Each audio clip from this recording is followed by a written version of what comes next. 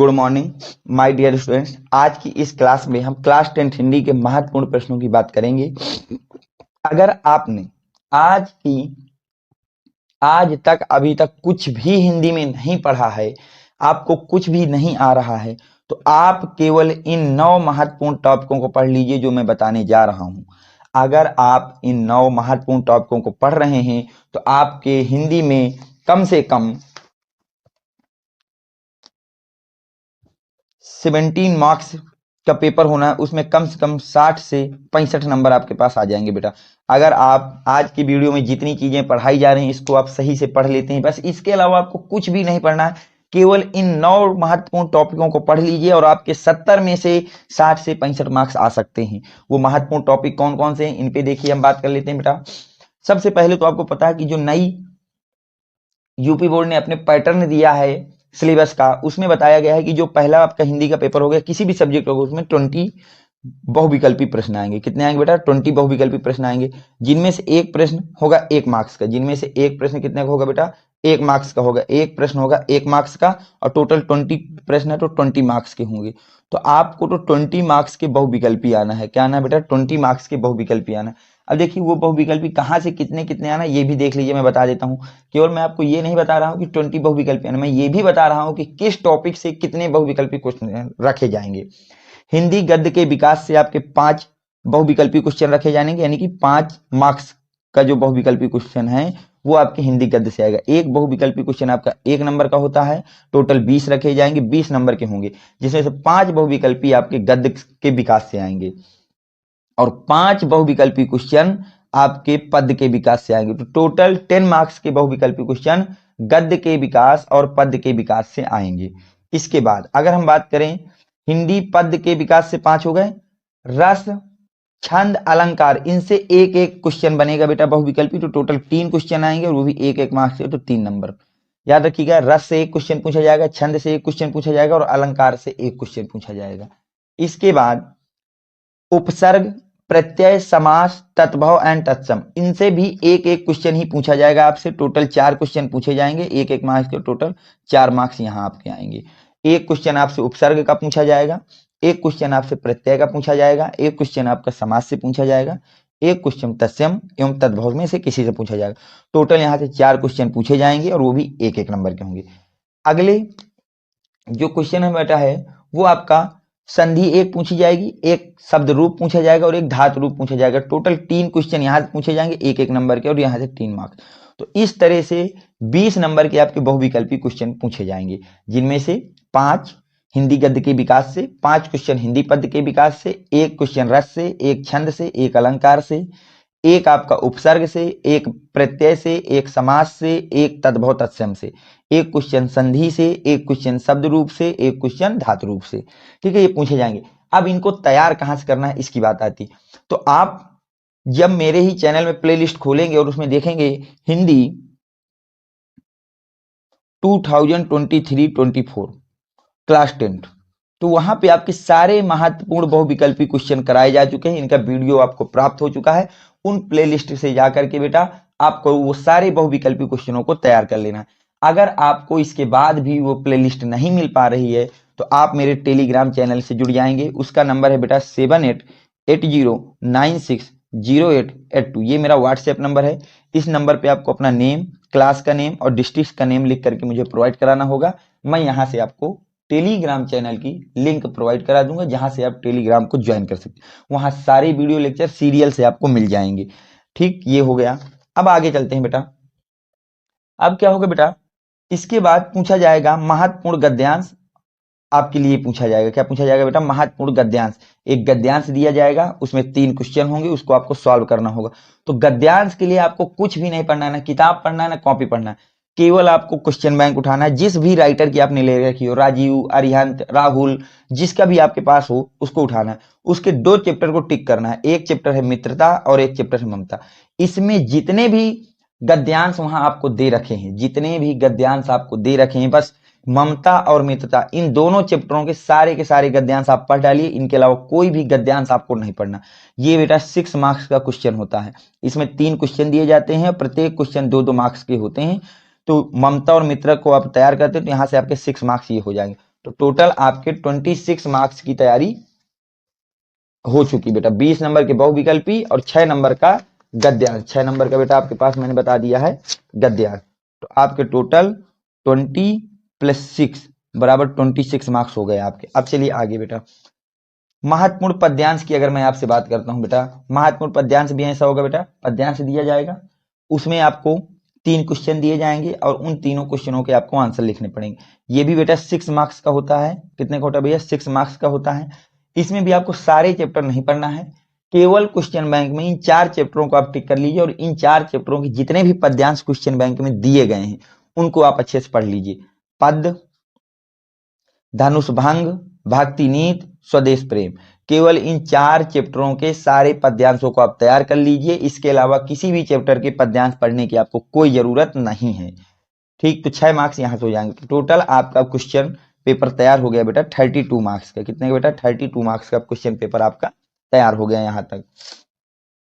अब चलते हैं बेटा आगे, लेखक का जीवन परिचय की बात की जाए बेटा, ये आपका पूछा जाता है लेखक का जीवन परिचय 5 मार्क्स का। कितने का बेटा? 5 मार्क्स का। ठीक है, जिसमें से 3 नंबर जीवन परिचय के और 2 नंबर आपके रचनाओं के होते, टोटल 5 नंबर का क्वेश्चन होता है। एक लेखक का जीवन परिचय लिखना होगा, वो आपका क्वेश्चन होगा 5 नंबर का, जिसमें से 3 नंबर जीवन परिचय के और 2 नंबर उनकी रचनाओं के होते। तो लेखक के जीवन परिचय में आपको सारे लेखकों को नहीं तैयार करना, केवल आचार्य रामचंद्र शुक्ल और जयशंकर प्रसाद, इन 2 लेखकों का जीवन परिचय आपको तैयार करना है, आचार्य रामचंद्र शुक्ल और जयशंकर प्रसाद। इसके अलावा किसी भी लेखक का जीवन परिचय आपको तैयार नहीं करना है। इन 2 का अगर आप तैयार कर रहे हैं तो ये 5 मार्क्स आपको लाने से कोई नहीं रोक सकता। तो 32 का पेपर हुआ था बेटा, 5 नंबर आपके जीवन परिचय के हो गए लेखक के, तो ये पेपर आपका सॉल्व हो गया 37 नंबर का। कितने का बेटा? 37 नंबर का। अब देखिए, मैं जीवन परिचय दोनों आपको प्रोवाइड करा देता हूं इसी वीडियो में, ताकि आपको बार बार परेशान ना होना पड़े। पहला जीवन परिचय है आचार्य रामचंद्र शुक्ल जी का, उसको देखिए बेटा। आचार्य रामचंद्र शुक्ल जी के जीवन परिचय को देखिए। आचार्य रामचंद्र शुक्ल, पहले इस तरह से आपको एक टेबल बना देनी है जिसमें आपको प्रमुख चीजें लिख लेती हैं कि उनका जन्म कहाँ हुआ, मृत्यु कहाँ हुई, पिता का नाम क्या है, जन्म स्थान क्या है, प्रारंभिक शिक्षा कहाँ हुई, कार्य, प्रमुख रचनाएं, फिर जीवन परिचय लिखना। तो अगर हम रामचंद्र शुक्ल की बात करते हैं तो इनका जन्म 1884 ईस्वी में हुआ, मृत्यु 1941 ईस्वी में हुई। पिता का नाम चंद्रबली शुक्ला था, जन्म स्थान बस्ती जिले के अगोना ग्राम में जन्म हुआ इनका। प्रारंभिक शिक्षा मिशन स्कूल मिर्जापुर में हुई। कार्य आलोचक, निबंधकार और इतिहासकार के क्षेत्र में इन्होंने कार्य किया, आलोचक भी थे, निबंधकार भी थे, इतिहासकार भी थे। प्रमुख रचनाओं की अगर हम बात करें तो विचार, विधि, चिंतामणि, रस मीमांसा इनकी प्रमुख रचनाएं हैं। जीवन परिचय की बात की जाए बेटा तो आचार्य रामचंद्र शुक्ल, आचार्य रामचंद्र शुक्ल का जन्म सन 1884 ईस्वी में, सन 1884 ईस्वी में बस्ती जिले के अगौना नामक ग्राम में हुआ था। आचार्य रामचंद्र शुक्ल जी का जन्म सन 1884 ईस्वी में बस्ती जिले के अगौना नामक गांव में हुआ था। इनके पिता का नाम चंद्रबली शुक्ला था। इनके पिता का क्या नाम था बेटा? चंद्रबली शुक्ला था। हाई स्कूल परीक्षा मिर्जापुर के मिशन स्कूल, हाई स्कूल की जो परीक्षा थी इन्होंने मिर्जापुर के मिशन स्कूल से उत्तीर्ण की। इंटर की परीक्षा अंतिम वर्षों में छूट गई। अब इनकी जो इंटर की परीक्षा थी बेटा वो अंतिम वर्षों में क्या हो गई बेटा? छूट गई। मिर्जापुर के न्यायालय में नौकरी कर ली। इसके बाद इन्होंने क्या किया बेटा, जो मिर्जापुर का न्यायालय था वहां पे इन्होंने नौकरी कर ली। मिर्जापुर के न्यायालय में इन्होंने क्या कर लिया बेटा? नौकरी कर ली। किंतु किसी कारण से नौकरी छूट गई और वो नौकरी भी किसी कारणवश इनकी छूट गई थी। फिर इन्होंने क्या किया बेटा? मिर्जापुर के मिशन स्कूल में चित्रकला के अध्यापक के पद पर कार्य किया। इसके बाद इन्होंने मिर्जापुर के वही जिस विद्यालय से इन्होंने अपनी प्रारंभिक शिक्षा प्राप्त की थी या हाई स्कूल को उत्तीर्ण किया था, उसी स्कूल में, मिशन स्कूल में इन्होंने चित्रकला के अध्यापक के रूप में कार्यभार संभाल लिया। इसके साथ ही साथ पत्र पत्रिकाओं में इनके लेख भी प्रकाशित होने लगे और ऐसा होने के साथ साथ पत्र पत्रिकाओं में इनके जो है लेख भी छपने लगे थे। इसके बाद ये काशी हिंदू विश्वविद्यालय में अध्यापक पद पर नियुक्त हुए। इसके बाद ये क्या हुए बेटा? काशी हिंदू विश्वविद्यालय में अध्यापक पद पर इन्होंने नियुक्ति ले ली थी। किसके पद पर बेटा? अध्यापक के पद पर नियुक्ति ले ली थी। फिर हिंदी विभाग के अध्यक्ष पद पर कार्य किया। इसके बाद इन्होंने हिंदी विभाग के अध्यक्ष पद पर भी कुछ सालों के लिए कार्य किया। सन 1941 ईस्वी में हिंदी का यह प्रसिद्ध आलोचक पंचतत्व में लीन हो गया। पंचतत्व में लीन हो गया। अगर हम इनकी प्रमुख कृतियों की बात करें बेटा तो आचार्य शुक्ल जी की प्रसिद्ध कृतियां इस प्रकार है। चिंतामणि, विचार विधि, रसमीमांसा, हिंदी साहित्य का इतिहास आदि। तो ये आपके आचार्य रामचंद्र शुक्ल का जीवन परिचय। अगर आप इतना लिख के आते हैं तो वहां आपको 5 मार्क्स पूरे के पूरे दिए जाएंगे।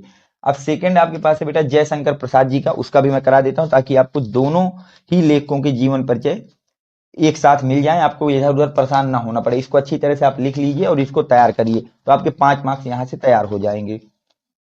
अगर हम बात करें जीवन परिचय जयशंकर प्रसाद जी का, तो जन्म की अगर हम बात करते हैं बेटा, तो 30 जनवरी 1889 30 जनवरी 1889 में इनका जन्म हुआ था।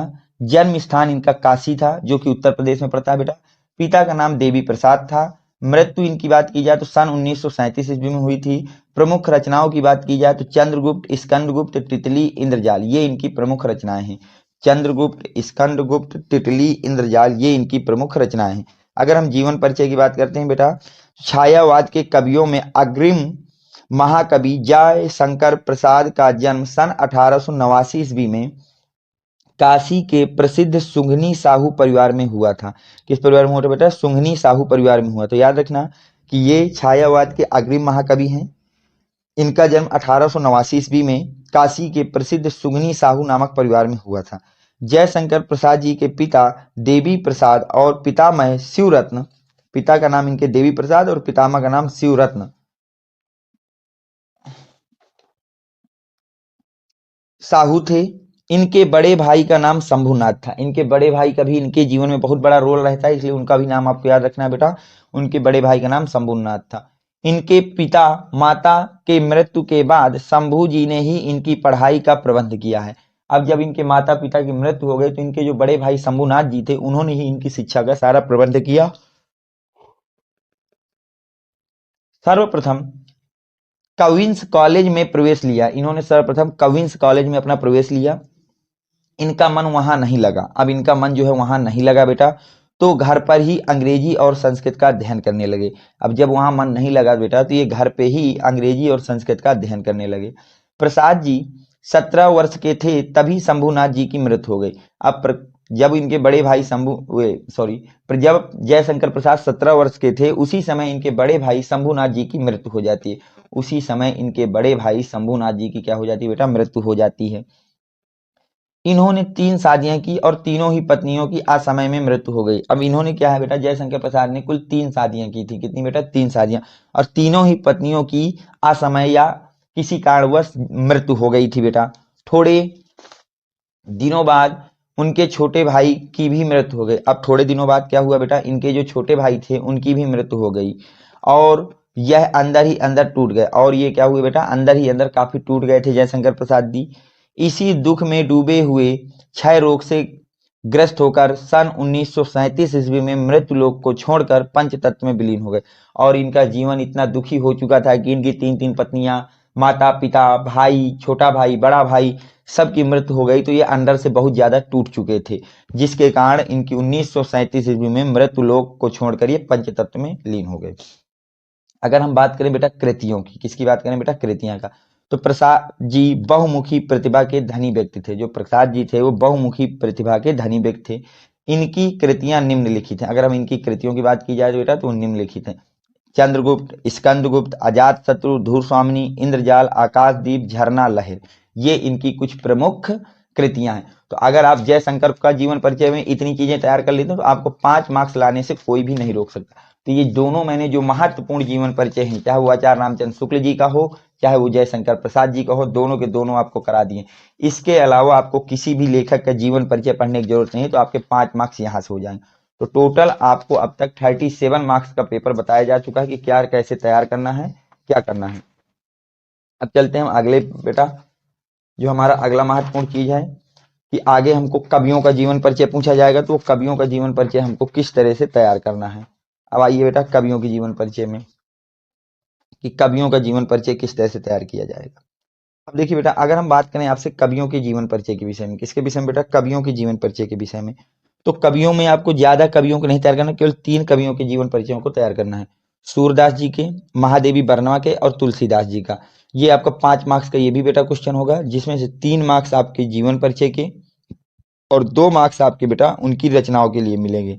उनकी रचनाओं 2 मार्क्स की, और 3 नंबर उनके जीवन परिचय का। टोटल कवियों के जीवन परिचय का 5 मार्क्स आएंगे। तो अगर आप सूरदास, तुलसीदास और महादेवी वर्मा केवल इन 3 कवियों के जीवन परिचय तैयार कर लेते हैं तो आपको 5 नंबर लाने से कोई नहीं रोक सकता। इन 5 मार्क्स के लिए आपको इसके अलावा किसी भी कवि का जीवन परिचय याद करने की जरूरत नहीं है। अगर ये तैयार करते हैं तो आपको 5 मार्क्स और बढ़ जाएंगे, तो टोटल अब आपके पास मार्क्स हो गए बेटा 42। अगर आप इतने क्वेश्चन को तैयार कर रहे हैं तो आपके पास टोटल मार्क्स कितने हो गया बेटा? 42 मार्क्स आपके पास हो चुके हैं। अब देखिए, मैं इनके जीवन परिचय आपको प्रोवाइड करा देता हूं कि किस तरह से आपको इनके जीवन परिचय को पढ़ना है या करना है। तो मैं आपको आज तुलसीदास जी का जीवन परिचय लिखा देता हूं बेटा। किनका लिखा देता हूं बेटा? तुलसीदास जी का। तो ध्यान से सुनिएगा बेटा, तुलसीदास जी का जीवन परिचय। सन, जन्म की अगर हम बात करें बेटा, इस तरह थोड़ा सा इंडेक्स बना दिया जाता है कि इनका जन्म कहाँ हुआ, माता पिता का नाम क्या था, मृत्यु, गुरु, लेखक, शिक्षा। तो वो जो चीजें उनको हमको पूरा का पूरा पैराग्राफ आपका जीवन परिचय का नहीं पढ़ना होता, हम इस इंडेक्स से समझ जाते हैं कि आप जीवन परिचय को सही लिखे हैं या नहीं लिखे हैं। तो देखिए, जन्म की अगर बात करें तो सन 1532 ईस्वी में इनका जन्म हुआ था। जन्म स्थान राजापुर गांव, चित्रकूट। माता का नाम हुलसी देवी, पिता का नाम आत्माराम दुबे। मृत्यु 1623 ईस्वी। गुरु नरहरिदास। लेखन विद्या काव्य थी। शिक्षा की बात की जाए बेटा तो संत बाबा नरहरिदास ने भक्ति के साथ साथ वेद, वेदांग, दर्शन, इतिहास, पुराण आदि की शिक्षा दी थी। याद रखना बेटा, शिक्षा की अगर आप इनकी बात करेंगे तो संत बाबा नरहरिदास ने भक्ति के साथ साथ वेद, वेदांग, दर्शन, इतिहास, पुराण आदि की शिक्षा इनको दी थी। अगर हम भाषा की बात करें तो इनकी जो प्रमुख भाषा थी वो अवधी या ब्रज थी, अवधी या ब्रज थी। प्रमुख रचनाएं अगर देखी जाए बेटा तो रामचरितमानस, जानकी मंगल, दोहावली, गीतावली आदि इनकी प्रमुख रचनाएं थी। आज इनकी क्या थी बेटा? प्रमुख रचनाएं थी। अब हम इनके जीवन परिचय की बात करते हैं। तुलसीदास जी के जन्म स्थान के विषय में विद्वानों में एक मतभेद है। विद्वानों में क्या है बेटा? मतभेद है। कुछ लोग जो है मूल रूप से गोसाई चरित एवं तुलसी चरित में इनका जन्म स्थान राजापुर बताया गया है, तथा कुछ विद्वान इनका सोरो नामक स्थान पर जन्म बताते हैं। तो इनका जो जन्म है उसको लेकर वैज्ञानिकों में मतभेद है बेटा। कुछ वैज्ञानिक इनका जन्म स्थान राजापुर मानते हैं और कुछ वैज्ञानिक इनका जन्म स्थान सोरो मानते हैं। ठीक है बेटा। आचार्य रामचंद्र शुक्ल के अनुसार भी इनका जन्म स्थान राजापुर में ही माना जाता है। आचार्य रामचंद्र शुक्ल जी के अनुसार भी जो इनका जन्म स्थान है वो राजापुर में ही माना जाता है। पिता का नाम आत्माराम दुबे और माता का नाम हुलसी था। पिता का नाम इनके क्या था बेटा? आत्माराम दुबे और माता का नाम हुलसी था। इस बात को याद रखना बेटा। जन्म के संबंध में एक दोहा भी इनके प्रचलित है। इनके जन्म को लेकर के बेटा एक दोहा भी प्रचलित है। वो दोहा क्या है? 1554 बिसे कालिंदी के तीर, श्रावण शुक्ला सप्तमी तुलसी धयो शरीर। इस दोहे को आप याद रखिएगा, इसमें सब कुछ लिखा है कि 1554 बीसे में इनका जन्म हुआ। कहाँ? कालिंदी नदी के किनारे। श्रावण शुक्ल सप्तमी का दिन था, तुलसी धरो शरीर और तुलसीदास जी का जन्म हुआ। 1554 बिसे कालिंदी के तीर, श्रावण शुक्ला सप्तमी तुलसी धर्यो शरीर। इसको आप लर्न करिए बेटा। आगे आइए बेटा, इसको देखिए। इनके जन्म का नाम रामबेला था। अब इनके जो जन्म का नाम था बेटा वो क्या था? जन्म बचपन का नाम था इनका बेटा रामबेला। इनके जन्म के समय ही दांत थे। जब इनका जन्म हुआ था तभी इनके दांत निकले हुए थे और मुंह से राम शब्द निकला था। और इनके मुंह से कौन सा शब्द निकला था बेटा? राम शब्द। जिसके कारण इनके माता पिता ने इन्हें त्याग दिया था। जिसके कारण इनके माता पिता ने इन्हें क्या कर दिया था बेटा? त्याग दिया था। एक दासी ने इनका पालन पोषण किया। एक दासी ने बेटा इनका क्या किया बेटा? पालन पोषण किया था। बाबा नरहरिदास ने इन्हें अपना शिष्य बनाया था और बाबा नरहरिदास ने इनको शिष्य बनाया था। इनके माता पिता ने इनको त्याग दिया था और इनकी एक दासी ने ही इनका सारा पालन पोषण किया था। इनका विवाह रत्नावली से हुआ था। किससे हुआ था बेटा? रत्नावली नामक महिला से हुआ था। इन्होंने काशी में शेष सनातन से शिक्षा में वेद वेदांग पढ़े थे। काशी में इन्होंने शेष सनातन जी के साथ रहकर शिक्षा में वेद वेदांग उनसे पढ़े थे। फिर राम के चरित्र का गायन करने लगे और इसके बाद इन्होंने क्या किया बेटा? राम के चरित्र का गायन करने लगे और रामचरितमानस की रचना की। इनके जीवन का अधिकांश समय काशी, अयोध्या और चित्रकूट में बीता। मृत्यु के संबंध में भी एक दोहा प्रसिद्ध है। वो दोहा ये कहता है, संबत 1680 असी गंग के तीर, श्रावण शुक्ला तीज शनि तुलसी तज्यो शरीर। श्रावण शुक्ल संवत 1680, कब बेटा 1680 में इन्होंने 80 गंग की तीर, गंगा नदी के किनारे श्रावण शुक्ल के तीज के दिन शनि तुलसी तज्जो शरीर, तुलसीदास ने अपने शरीर को त्याग दिया था। कृतियों की बात की जाए बेटा तो इनकी 12 प्रमाणित रचनाएं मानी जाती हैं। कितनी बेटा 12, जिनमें से कुछ हैं पार्वती मंगल, जानकी, वैराग, संदीपनी, बरवे रामायण, रामाज्ञा, प्रश्न, कवितावली, कृष्ण गीतावली। ये इनकी प्रमुख आपकी क्या है बेटा रचनाएं हैं जो आपको याद करना है। तो आपको इसको तैयार कर लेना बेटा। ये मैंने आपको तुलसीदास जी का करा दिया। अब बचा आपका बेटा महादेवी वर्मा और सूरदास जी। महादेवी वर्मा और सूरदास जी तो ये आप प्लेलिस्ट में जाकर के देख लेना, वहां पे दोनों मैंने करा रखे हैं। अब चलते हैं बेटा आगे। अगला क्वेश्चन आपके पास आएगा बेटा, संस्कृत का एक गद्यांश दिया जाएगा जिसमें आपको उसका हिंदी में अनुवाद लिखना होगा। संस्कृत में एक गद्यांश का पैराग्राफ दिया जाएगा जिसका आपको हिंदी में क्या करना होगा बेटा अनुवाद करना होगा। तो उसके लिए आपको पूरी की पूरी संस्कृत को पढ़ने की जरूरत नहीं है। गद्यांश का हिंदी अनुवाद के लिए केवल क्वेश्चन बैंक में 3 चैप्टरों पर आप फोकस करिए, वाराणसी, वीर वीरड़े पूज्यते, भारतीय संस्कृत। अगर आप इन 3 चैप्टरों को तैयार करते हैं, इनके जितने भी गद्यांश के हिंदी में अनुवाद आपको क्वेश्चन बैंक में दिए हुए हैं। किसमें दिए हुए बेटा क्वेश्चन बैंक में। केवल आपको उन्हीं गद्यांशों को तैयार करना है, किसी अन्य चैप्टर के गद्यांश को नहीं तैयार करना संस्कृत में। केवल क्वेश्चन बैंक में आप वाराणसी चैप्टर, वीर वीरड़े पूजते और भारतीय संस्कृत, इन 3 चैप्टरों को टिक कर लीजिए। बस इन तीनों चैप्टरों में जितने भी आपके हिंदी अनुवाद के क्वेश्चन दिए हुए हैं क्वेश्चन बैंक में, केवल उनको तैयार कर लीजिए और कुछ भी नहीं तैयार करना।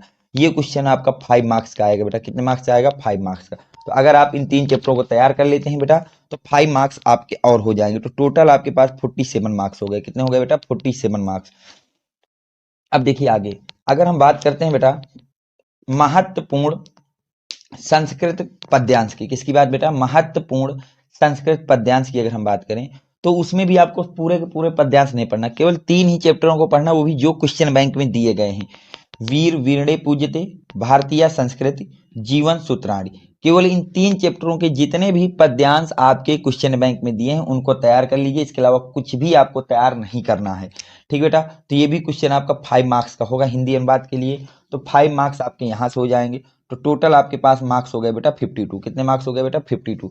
अगर आप इतना तैयार करते हैं तो आपके मार्क्स हो गए 52। कितने में बेटा 70 में आपके 52 मार्क्स हो चुके हैं। अब आगे देखिए, इसके बाद आप बेटा एक श्लोक याद कर लीजिएगा। एक क्या बेटा 2 याद करिएगा श्लोक, इसलिए क्योंकि एक श्लोक पता चला आपने जो याद किया वही प्रश्न पत्र में आ गया, क्योंकि जो श्लोक आपको वहां लिखना होगा प्रश्न पत्र में नहीं होना चाहिए। तो एक तो ये तैयार कर लें जो कि आपके 4 मार्क्स का पूछा जाएगा बेटा। कितने का पूछा जाएगा 4 मार्क्स का क्वेश्चन होगा, इसको आप तैयार कर लीजिएगा। कितने मार्क्स का होगा बेटा 4 मार्क्स का क्वेश्चन होगा। तो एक श्लोक आप तैयार करिए। सबसे पहले क्या तैयार करिए बेटा एक श्लोक। तो जब एक श्लोक आप तैयार कर लेंगे तो आपके टोटल नंबर हो जाएंगे बेटा 56। कितने मार्क्स हो जाएंगे बेटा 56 मार्क्स हो जाएंगे।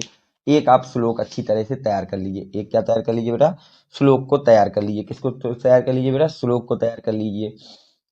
यहां तक आपको कोई डाउट नहीं होना चाहिए बेटा। एक श्लोक को आप अच्छी तरह से तैयार करेंगे ऐसी मुझे आपसे उम्मीद है। श्लोक को आपको तैयार कर लेना है जो कि 4 मार्क्स का आपसे पूछा जाएगा। अब हम बात करते हैं महत्वपूर्ण निबंध की। किसकी बात करते हैं बेटा महत्वपूर्ण निबंध की, कि आपको कौन सा महत्वपूर्ण निबंध तैयार करना है। तो अगर हम निबंध की बात करते हैं बेटा तो निबंध आपको केवल 4 तैयार करने हैं। कितने बेटा 4 निबंध आपको तैयार करने हैं। कौन कौन से बेटा, प्रदूषण की समस्या तथा समाधान, विज्ञान वरदान या अभिशाप, बेरोजगारी की समस्या, भ्रष्टाचार एक समस्या। ये केवल आपको 4 निबंध तैयार कर लेने हैं। इसके अलावा कोई भी निबंध आपको तैयार करने की जरूरत नहीं है। इन्हीं में से कोई ना कोई क्वेश्चन आपसे वहां पूछा जाएगा। केवल 4 चैप्टरों के निबंध आपको तैयार कर लेने। कितने चैप्टरों में बेटा 4 चैप्टरों के निबंध जो है आपको तैयार कर लेने। इसके अलावा कुछ भी आपको एक्स्ट्रा पढ़ने की जरूरत नहीं है। प्रदूषण की समस्या तथा समाधान, प्रदूषण की समस्या तथा समाधान, ये तो वेरी वेरी मोस्ट इंपॉर्टेंट है बेटा। ये जो क्वेश्चन है आपका very very very most important में है, इसको आप तैयार कर लीजिएगा। विज्ञान वरदान या अभिशाप, ये तैयार कर लीजिएगा। इसके बाद बेरोजगारी की समस्या और भ्रष्टाचार की समस्या, इन निबंधों को बस आप तैयार कर लीजिए। आपको निबंध में इससे ज्यादा कुछ भी पढ़ने की जरूरत नहीं। मैं आपको सारे निबंध यहाँ प्रोवाइड करा देता हूँ, 1 मिनट का मुझको थोड़ा समय दीजिए बस।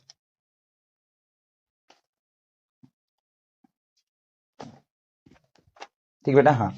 अगर हम निबंध की बात करें तो एक बात याद रखना बेटा कि जो निबंध आएगा वो बेटा आपका 9 मार्क्स का पूछा जाएगा। कितने मार्क्स का बेटा? 9 मार्क्स का पूछा जाएगा।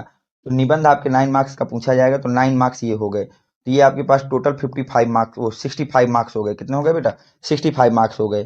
ठीक, तो अगर आप इतना कुछ तैयार कर लेते हैं और कुछ भी नहीं तैयार करते हैं तो आपके हिंदी में 70 में से 65 मार्क्स आ सकते हैं। अब देखिए, इस निबंध को लिखने समय एक दो तीन चीजों को आपको विशेष ध्यान देना होगा।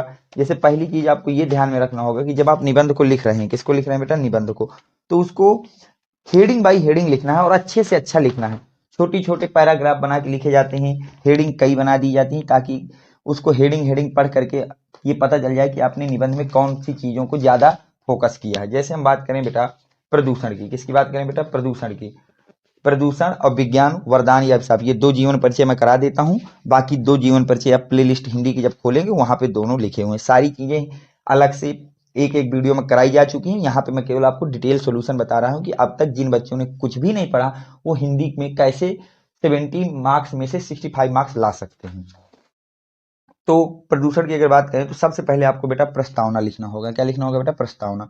प्रदूषण विश्व की एक सबसे बड़ी समस्या है। प्रदूषण जो है बेटा विश्व की एक सबसे बड़ी समस्या है जो कम होने के बजाय प्रतिदिन बढ़ती जा रही है। और ये कम होने के बजाय क्या हो रही है बेटा? प्रतिदिन बढ़ती जा रही है।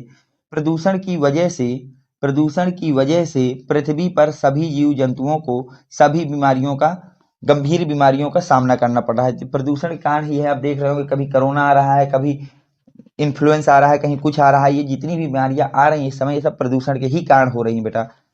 प्राकृतिक संतुलन में भी प्रदूषण के कारण दोष पैदा हुआ। अब जो है प्रदूषण का जो है प्राकृतिक संतुलन में भी क्या हो गया? दोष उत्पन्न हो गया बेटा।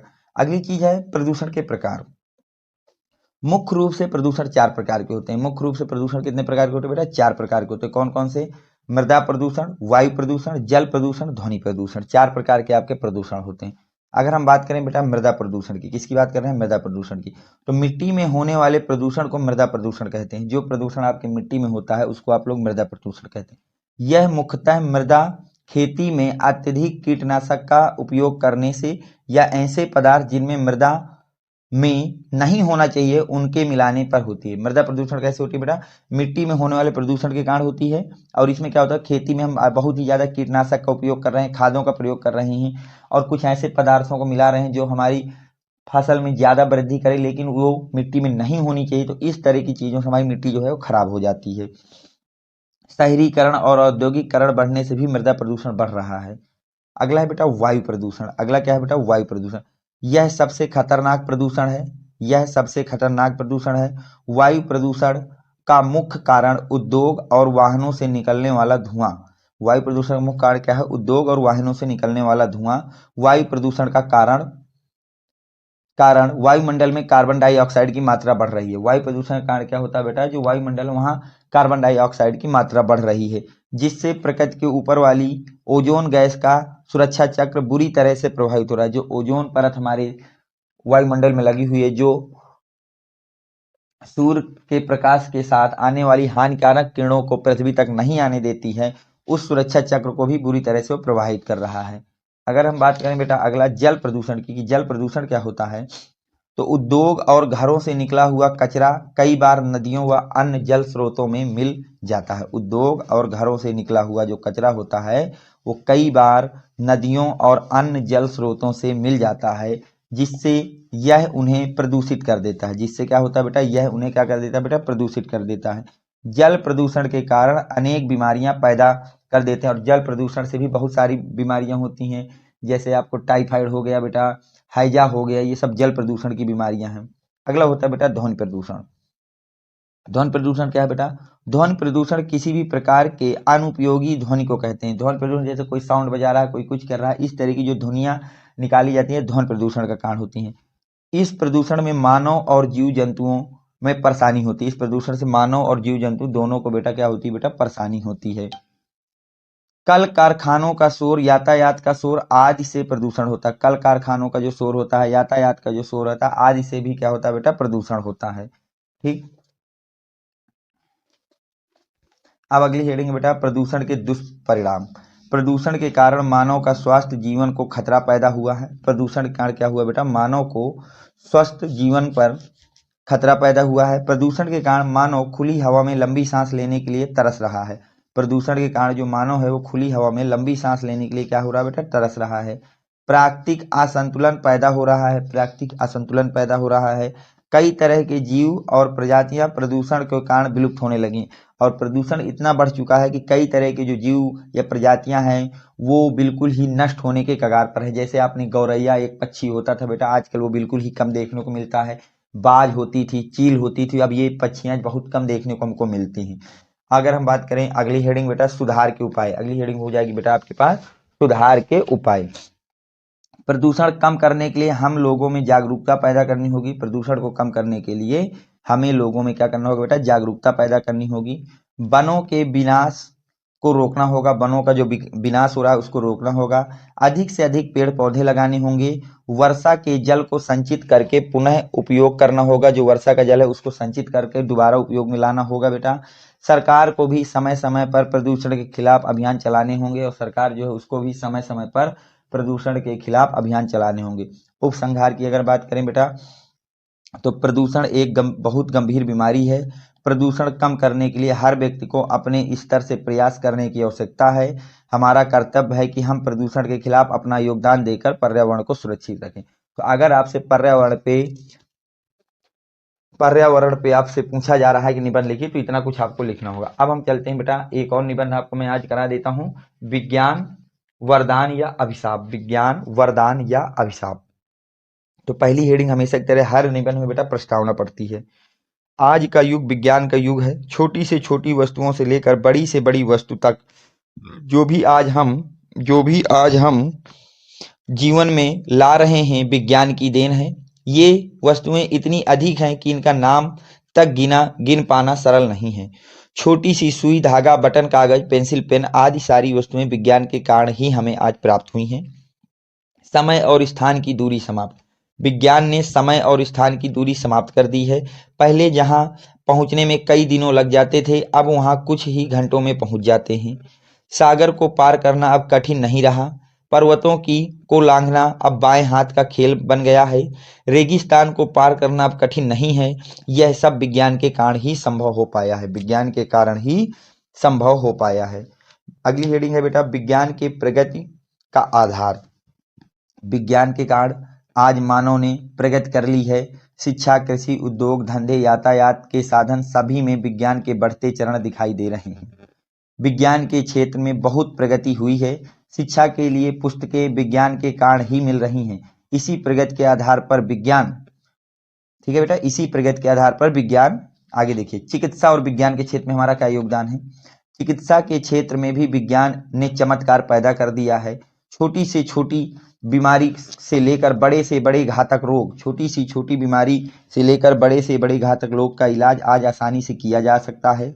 कोई भी रोग ऐसा नहीं है जिसे असाध्य कहा जा सके या जिसको खत्म नहीं किया जा सकता। ऐसा कोई रोग आज तक नहीं आया है जब से विज्ञान आगे बढ़ी है बेटा। हमारे पास आपका सबका इलाज है। हमारे पास सबका इलाज है। आज हमें नई नई औषधियां प्राप्त है।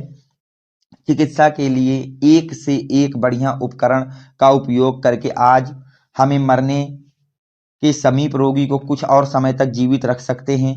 ऐसी औषधियां भी विज्ञान के चमत्कार का ही प्रमाण हैं। आगे चलते हैं बेटा, अगली हेडिंग आपकी पड़ेगी विज्ञान के लाभ। विज्ञान का लाभ। तो अगर हम बात करें बेटा विज्ञान के लाभ की, किसकी बात कर रहे हैं बेटा, विज्ञान के लाभ की, तो उसमें देखिए क्या क्या है। इस प्रकार विज्ञान के लाभ ही लाभ हैं। विज्ञान ने हमारे जीवन को बिल्कुल बदल कर रख दिया है। पहनने के लिए बढ़िया से बढ़िया कपड़ा हमें प्राप्त है। स्कूटर, कारें, बस जैसे साधन हैं। बिजली ने गर्मी सर्दी को अपने बस में करने का रास्ता बना लिया है। पर विज्ञान का यह केवल एक ही पक्ष है जिसमें हमें लाभ ही लाभ है। दूसरे पक्ष की बात करें बेटा, विज्ञान विनाश का कारण कैसे बन सकता है। विज्ञान ने मानव के विकास के लिए भी बहुत सी सामग्री बना दी हैं। विज्ञान ने मानव के विनाश के लिए भी बहुत सारी सामग्रियां बना दी हैं। अणु बम, हाइड्रोजन बम, नापाक बम आदि विध्वंसक मचा देने वाले अस्त्र शस्त्र इतने हानिकारक है कि इनका प्रयोग से मानव जाति का नाम और निशान ही मिट जाएगा। इस तरह के हथियार आज तक हम लोगों ने बना चुके हैं कि जैसे हमारे बेटा हाइड्रोजन बम है, अस्त्र जो विनाश जिनका नाम विनाश देना भी कोई गलत नहीं होगा। इतने विनाशकारी है कि मानव जाति कभी पृथ्वी लोक में थी भी, ये भी नामो निशान मिटा दिया जाएगा। उपसंहार की अगर हम बात करें बेटा, विज्ञान ने मानव जीवन को बदल कर रख दिया है। इसने असंभव को संभव कर दिया है। विज्ञान तो साधन है, इसमें मानव विज्ञान तो साधन है, इस साधन का उपयोग करना मानव के हाथ में है। वह यदि चाहे इससे मानव जाति का कल्याण कर सकता है, और यदि वह विज्ञान का प्रयोग मानव के विनाश के लिए करता है तो इसमें विज्ञान का कोई दोष नहीं। दोष है यदि, तो उसका दोष है जो इसका मानव संहार के लिए प्रयोग करता है। मनोरंजन और विज्ञान, आज खेल कूद की सामग्री से बाजार भरे पड़े हैं। अनेक प्रकार के पत्र पत्रिकाएं, रेडियो, दूरदर्शन आदि हमें आसानी से प्राप्त कर सकते हैं। घर बैठे अपने पसंद का कार्यक्रम देख सकते हैं। मनोरंजन के क्षेत्र में यह उन्नति विज्ञान का ही चमत्कार है। तो ये आपके दोनों महत्वपूर्ण निबंध मैंने करा दिए। तो आज के इस वीडियो लेक्चर में आपको पूरी की पूरी 70 नंबर की हिंदी करा दी गई है कि आपको कितना पढ़ के जाना है, ताकि आपने हिंदी में अगर कुछ भी नहीं पढ़ा तो भी आपके मार्क्स 70 प्लस आ सके, 65 प्लस मार्क्स आ सके। उम्मीद करता हूं कि ये वीडियो आपको पसंद आया होगा। अगर वीडियो पसंद आया है तो वीडियो को लाइक करें, चैनल को सब्सक्राइब करें और अपने फ्रेंड सर्कल में ज्यादा से ज्यादा लोगों तक शेयर करें। Thanks for watching. Next video coming soon.